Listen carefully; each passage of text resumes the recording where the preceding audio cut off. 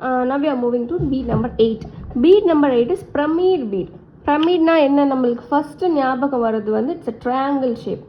So triangle shape வந்து எப்படி கொண்டு வருதுன்னா it's a very easy process தான். இதே process தான். Again I am taking a some amount of clay. இந்த மாதிரி பார்த்துக்கோங்க.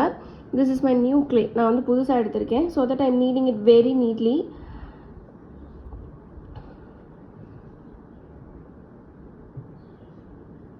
இந்த மாதிரி நீட் பண்ணிட்டு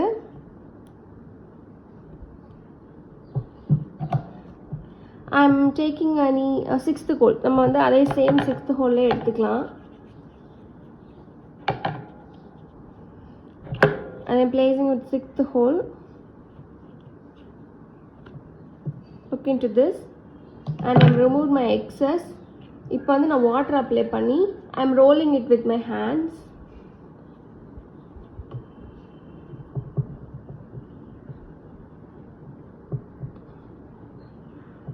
Okay, இப்போ வந்து உங்களுக்கு ஒரு ஷேப் வந்து வந்துரும்.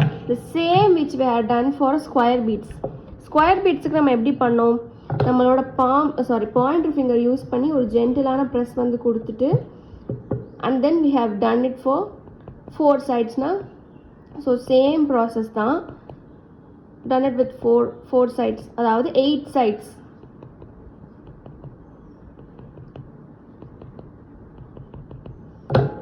இந்த மாதிரி வந்துச்சு. Okay, இப்போ I am cutting the half into center positions-ல வச்சிட்டு நான் beads-ஐ வந்து ரெண்டு சைடா பிரிக்க போறேன்.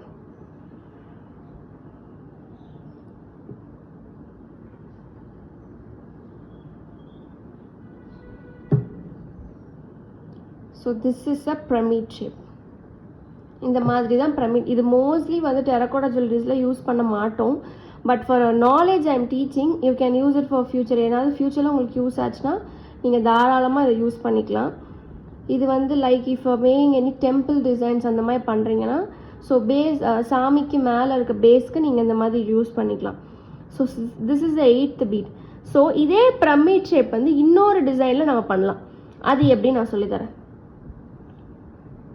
So I am taking another amount of clay and mixing it with little amount of water.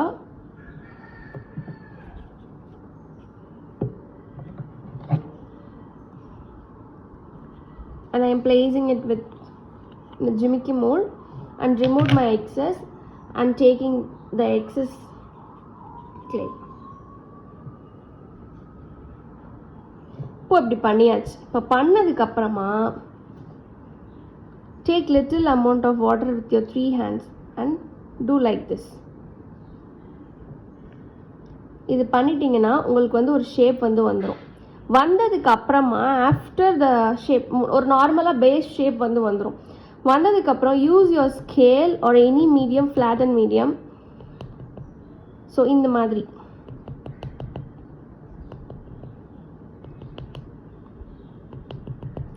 பண்ணிட்டு and again I'm using my oil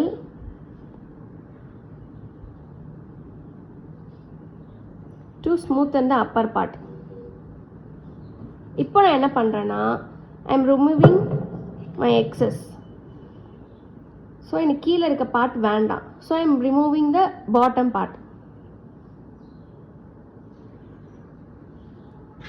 இந்த மாதிரி 4 சைடும் கோடு போட்டதுக்கு அப்புறம் தான் கட் பண்ணணும்.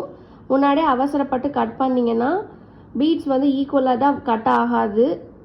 இந்த மாதிரி இதுவும் ஒரு பிரமிட் ஷேப் தான். So both designs are equal. நீங்கள் எந்த டிசைன்ஸ் வந்து ஃப்யூச்சரில் நீங்கள் போடுறதுனாலும் எது டிசைன் பண்ணாலும் smooth with oil so that it will be easy for you to while painting.